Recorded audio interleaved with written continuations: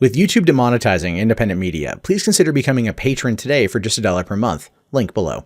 Hey, what's going on, everyone? My name is Matt Jarbo. This is $3 Theater, and this is a video that I kind of feel compelled to make because I've seen a lot of commentary going around about how no one is going to see Solo. No one is going to watch it.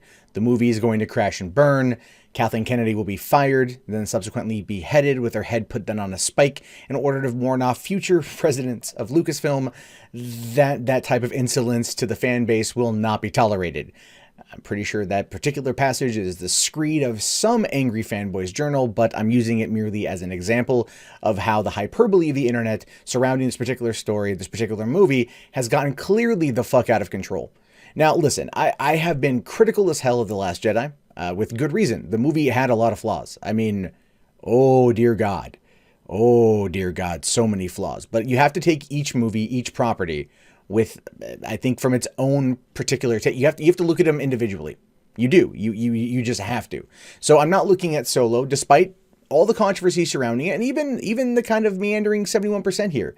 That's looking like a mediocre movie at best. But hey, I mean, critics love The Last Jedi, so this could be the opposite of that, where Solo's actually pretty good because the critics aren't liking it as much. But that's not what I want to talk about here.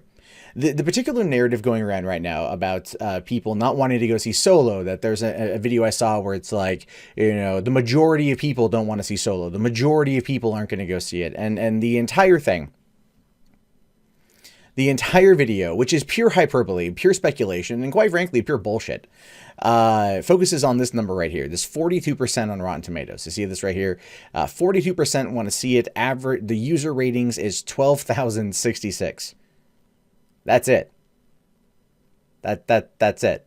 This is a predominantly US-based website, so we don't know how much of this is based in the United States and how much of this is based overseas, but either way, come on. There's 7.5 billion people on this planet. Do you really think that no one is going to see Solo? It's such a hyperbolic statement. And I'll at least break it down. Look, I'll look at it from the American perspective because I can't speak to other theaters in other countries, but I can talk about ones here because I've spent 14 years working in the industry, so I do know a bit here. And if I come across as condescending, I'm okay with that. Here's the thing.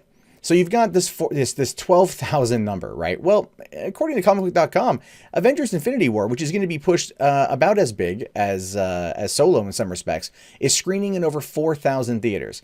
And Disney, having made $1.8 billion on the movie thus far, is going to put Solo in probably just about the same amount. If not maybe a little bit less, because there's Deadpool 2 to contend with. But that being said, let's run with the average. Just the average. Let's say 4,000 theaters in the United States. Just in the United States. 4,000 theaters. All right. Well, how many people would that actually be? Okay, let's look at the average here. So the average, according to this post, says that the general movie theater has a capacity of 200 to 300 people, right? Which is about true. When I used to work in theaters, our biggest one had 650 seats. Clearly, they've been shortened since then. But let's just run with a high number. We'll just run with the high number for the sake of the argument here. Okay, we're pushing at the high limits. Okay, let's run with that number. So what would be 4,000 times 300? That would be 1.2 million, right? So theoretically, hypothetically, in this particular scenario, there's a potential of 1.2 million seats being available at least 4 times a day. All right, so we're not even going to go with the individual number breakdown for each screening per theater. That's I don't have the bandwidth for that particular type of math. But looking at that general number, 1.2 million, coming back over here and just doing a general divide, 12,000 into 1.2 million. And it comes up to, and this was funny to me, 1%. 1%, looking at the maximum, just in the United States. 1% is what this number represents of the potential to go see this movie. My entire point in making this video is because, look, there's a lot of hyperbole with Star Wars. I get it. And if this movie sucks, I will be critical on this thing as well. I will be very critical on this movie. I don't think it's going to suck as bad as The Last Jedi. I don't think there's enough for them to screw up quite frankly. And I think Ron Howard is going to play it safe. And from what the reviews have said, it does play it relatively safe. Probably because they didn't want to rock the boat, given the controversy from last year when the directors, left the project and they had that shakeup, and they wanted to make it look like they at least had some semblance of control over the property. But here's what I just want to reiterate here. Rotten Tomatoes is a site that should be taken with a grain of salt. An absolute grain of salt. We know this from when you had the critics come out and attack, what was it? There's been many bad movies here. Let's say they gave love to Last Jedi. The audience score didn't care for it. They gave love to Ghostbusters. The audience score didn't care for it. They attacked Iron Fist, the show. The audience score showed it high. I mean, it's always kind of a back and forth, back and forth, back and forth. This is just the general nature of this website.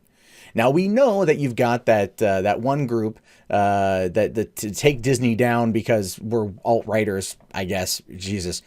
Those guys are going to probably claim some sort of victory over this, or they're going to have some sort of part of this, which clearly isn't the case. Someone out there is pushing this number. I wouldn't view it as faithful. I wouldn't view it as faithful.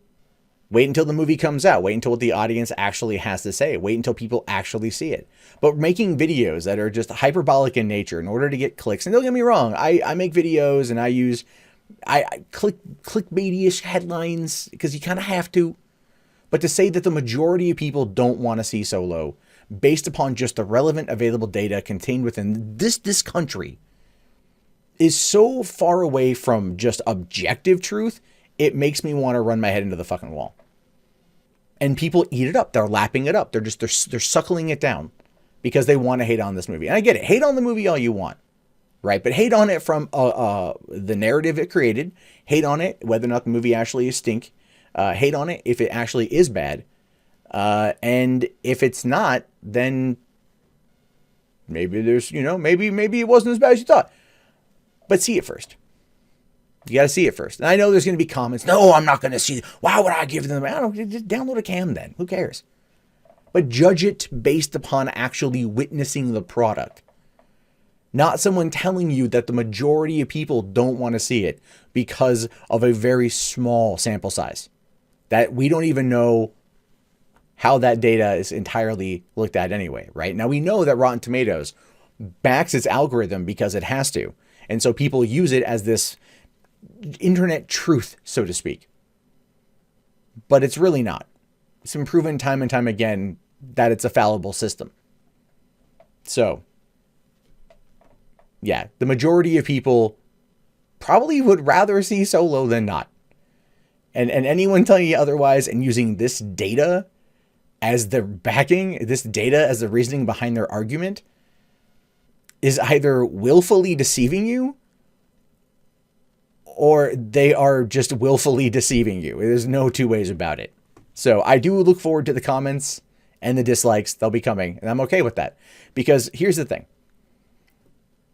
I'll be critical if I feel it needs to be critical.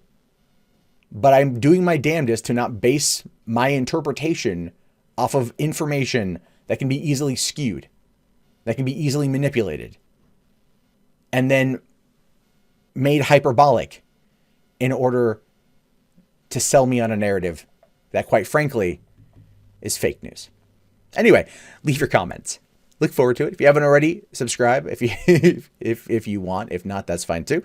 Look forward to checking me out tomorrow morning, 9:30 a.m. Pacific Standard for a live stream. If you want to come in and yell at me about this, we will be taking calls. So anyway, I'll talk to you guys later. Have yourself a great day, and may the force be with you.